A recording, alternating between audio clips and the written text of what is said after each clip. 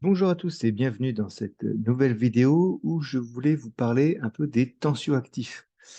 C'est un terme qui revient souvent dans mon langage, hein, dans ce qu'on entend autour de soi. Mais qu'est-ce que c'est? Alors, je ne vais pas rentrer dans les détails chimiques de ce que c'est parce que ça va vous plomber le moral, d'accord? Et si vous n'avez pas fait de la chimie euh, dans vos études, c'est peut-être parce que c'était le genre de truc qui vous aurait rebuté à fond. Donc, juste pour comprendre le principe d'un tensioactif, d'accord? Donc, on appelle aussi les agents surfactants ou les agents de surface. Tout ça, c'est la même chose, d'accord?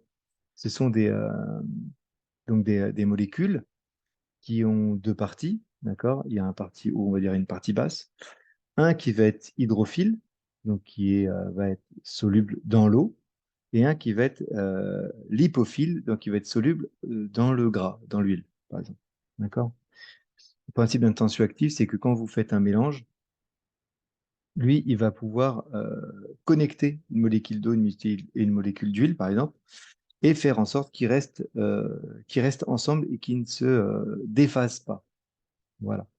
Donc ça permet d'avoir des produits qui sont très homogènes, etc. Après, il y a plusieurs catégories dans les tensioactifs. Alors, si vous lisez vos étiquettes de produits industriels, si vous en avez encore, vous pouvez toujours voir, il y aura marqué agent de surface euh, anionique ou cationique ou non ionique ou zwitterionique. Il en existe pas mal, ou amphotère même. Tout ça, en fait, c'est juste qu'ils ont des complexités différentes les unes par rapport aux autres. Et ce qu'il faut comprendre, c'est qu'il y en a certains qui vont servir en gros à... Ils vont servir en tant que détergent. Donc, ça va être des tensioactifs euh, pour laver. Il y en a d'autres qui vont être moussants. Il y en a d'autres qui vont être adoucissants. Il y en a, voilà. Chaque, euh, chaque tensioactif va avoir sa particularité. Ensuite, il existe, donc ça, c'est ce que vous trouvez en règle générale un peu partout, d'accord? Donc, c'est de la chimie bien dégoûtante, d'accord, hein, pour le savoir, avec des molécules qui sont pratiquement jamais solubles, enfin, solubles, pas solubles, mais qui sont du moins pas biodégradables, pardon, qui ne sont pas biodégradables et qui ont un effet sur l'environnement qui est assez catastrophique et en général qui ont un effet sur la peau qui est aussi catastrophique. Mais ça, c'est un autre débat. Euh, Qu'est-ce que je voulais vous dire d'autre là-dessus? C'est que bon, il existe, vous verrez, des fois, on dit oui, mais c'est un tensioactif d'origine naturelle. Alors, attention au naturel, encore une fois, on entend beaucoup de choses et quand on ne connaît pas, on dit oui, mais celui-là est naturel. Parce qu'il est fait à base de coco ou il est fait à base d'huile de palme, enfin de la palme elle-même. Bon, alors déjà, tout ce qui touche à l'huile de palme, quand vous êtes avec vers chez soi, sachez que c'est pas mon copain, l'huile de palme. Hein, qu'il soit bio ou pas bio, hein, déforester pour faire du bio, je vois pas l'intérêt d'avoir flingué la moitié ou voir une forêt entière pour avoir mis des palmiers à huile. Donc déjà, c'est des produits que je n'utilise pas et que je n'utiliserai pas dans l'avenir. Ensuite, pour ce qui est de la coco, euh, le fonctionnement de ce tensioactif, la création de ces tensioactifs sont pareils. C'est-à-dire qu'en fait, ils vont aller rechercher des tensioactifs à la création de tensioactifs en faisant de la chimie lourde sur un produit naturel pour récupérer justement les tensioactifs. Cette chimie lourde, en fait, elle n'est pas lourde pour rien parce qu'elle flingue les rivières, donc là où ils la fabriquent, d'accord? Vous verrez les labos, là où ils créent les tensioactifs, vous avez l'impression qu'on est dans un laboratoire P5 en pleine épidémie de Covid, d'accord? Parce que le gars, il a sa combi, il a un trou dans la combi, en gros, il est mort.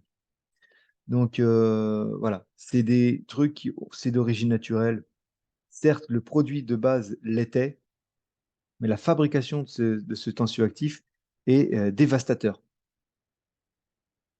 Donc, parmi ceux que vous connaissez peut-être ou que vous pouvez souvent voir dans les compositions dites naturelles, ça sera donc le CSC, le CSI et le SLMI. C'est les trois gros tensioactifs les plus courants. Alors le CSC, je sais plus ce que j'ai dit, mais en gros le CSC c'est assez, on l'utilise de moins en moins. Il y a que les grandes, les, la grande distrib, j'allais dire, mais les grands, même L'Oréal, les, euh, les DOP, etc., qui vont faire du shampoing solide maintenant, qui vont partir sur ces anciens produits-là que plus personne n'utilise. Et parce que ça leur coûte que dalle, hein, concrètement. Et c'est des produits qui sont en plus très irritants, qui sont mauvais pour la peau, qui sont pas biodégradables. Enfin, c'est vraiment une catastrophe. Ils sont d'origine naturelle, mais que de nom. Après, vous avez le SCI qui, euh, qui va être, un tensioactif bien moins grave que le SS, mais qui va être irritant sur la durée. Donc, il est déjà un peu plus biodégradable, alors pas en totalité, mais il est déjà moins pire que l'autre, quoi. Ensuite, ils ont sorti le SLMI. Le SLMI, donc, donc, c'est des composés isothionates, ça vous parle pas forcément. Mais en gros, c'est pareil, de la chimie lourde pour le construire. Alors, c'est vrai que le produit, par contre, en lui-même, il est plutôt pas mal. Parce qu'il n'est pas irritant, il mousse très bien, il lave très bien, et il est biodégradable. D'accord? Euh, Moi, je refuse de l'utiliser juste parce que la création de ce produit est vraiment voilà, trop, trop dans le négatif pour que je puisse l'utiliser. Voilà, c'était un petit point juste sur les tensioactifs de qu'est-ce qui existe. Je vous prends pas trop la tête là-dessus, mais au moins que vous sachiez ce que c'est, à quoi ça sert et pourquoi je les utilise pas.